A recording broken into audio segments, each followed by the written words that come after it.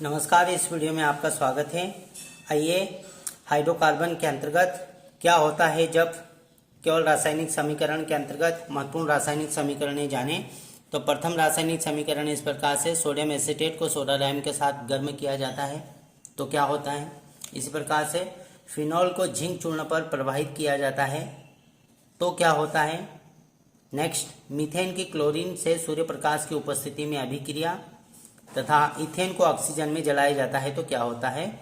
आइए इन्हीं महत्वपूर्ण रासायनिक अभिक्रियाओं को हम जानें। तो प्रथम, सोडियम एसीटेट को सोडा लाइम के साथ में गर्म किया जाता है तो क्या होता है।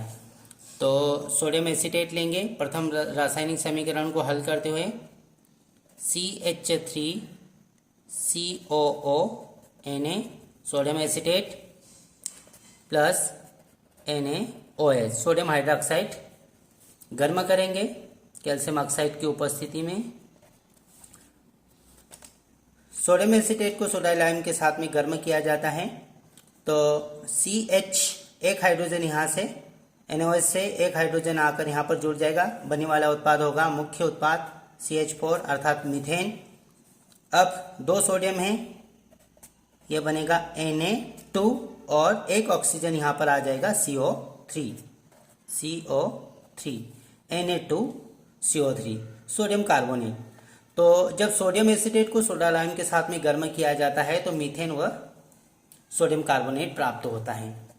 आइए अब हम नेक्स्ट रासायनिक समीकरण को जानें। फिनॉल को जिंक चूर्ण पर प्रवाहित किया जाता है तो क्या होता है। तो सेकेंड रासायनिक समीकरण को समझते हुए फिनॉल लेना है, C6H5OH फिनॉल जिंक चूर्ण के साथ में अभिक्रिया कराएंगे Zn, गर्म करेंगे तो जिंक ऑक्सीजन के साथ में जिंक ऑक्साइड बनाएगा और C6H5 है, यहाँ पर एक हाइड्रोजन वापस पुनः अपने स्थान पर आ जाएगा अर्थात बेंजीन रिंग के साथ में आ जाएगा और बेंजीन बनेगा। तो बनने वाला उत्पाद इस प्रकार से होगा ZnO प्लस C6H6 बेंजीन प्राप्त हुआ इस प्रकार से। अब नेक्स्ट रासायनिक समीकरण इस प्रकार से, मीथेन की क्लोरीन से सूर्य प्रकाश की उपस्थिति में अभिक्रिया से क्या होता है। तो थर्ड रासायनिक समीकरण को समझते हुए मीथेन लेना है, मीथेन की अभिक्रिया कराएंगे मीथेन CH4 मीथेन की अभिक्रिया कराएंगे क्लोरीन के साथ में प्लस Cl2। यहाँ पर हम 4 अणु लेंगे क्लोरीन के Hν सूर्य प्रकाश की उपस्थिति में। तो सूर्य प्रकाश की उपस्थिति में कराएंगे तो यहाँ चूंकि 8 परमाणु क्लोरीन के हैं, 8 में से 4 कार्बन के साथ में जुड़कर CCl4 बनाएगा कार्बन टेट्राक्लोराइड। 4 क्लोरीन बचे, 4 हाइड्रोजन के साथ में HCl बनाकर पृथक हो जाएगा। तो बने वाला उत्पाद इस प्रकार से होगा HCl। तो जब मीथेन को क्लोरीन के साथ में सूर्य प्रकाश की उपस्थिति में अभिक्रिया कराई जाती है तो कार्बन टेट्राक्लोराइड प्राप्त होता है।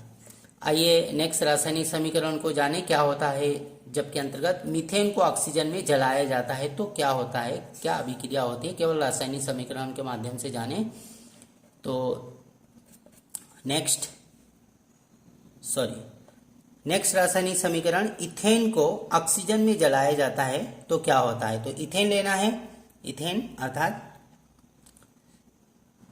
C2H6 या CH3 लिख सकते हैं, C2H6 प्लस ऑक्सीजन के प्रेजेंस में दहन कराएंगे तो इसके 2 अणु लेना पड़ेंगे ऑक्सीजन के साथ। जब भी किसी पदार्थ का दहन होता है तो हम पूर्व में भी जान चुके हैं, दहन में जल बनता है और कार्बन डाइऑक्साइड गैस उत्पन्न होती है। तो इस अभिक्रिया में भी कार्बन डाइऑक्साइड बनेगी CO2 प्लस H2O।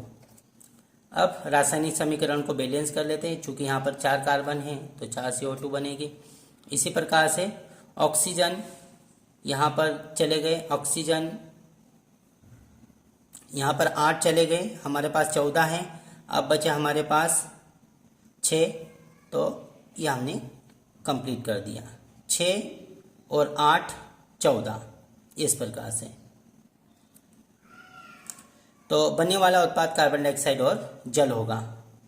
इस प्रकार से हमने क्या होता है जब हाइड्रोकार्बन के अंतर्गत महत्वपूर्ण रासायनिक अभिक्रियाओं को जाना। Thank you.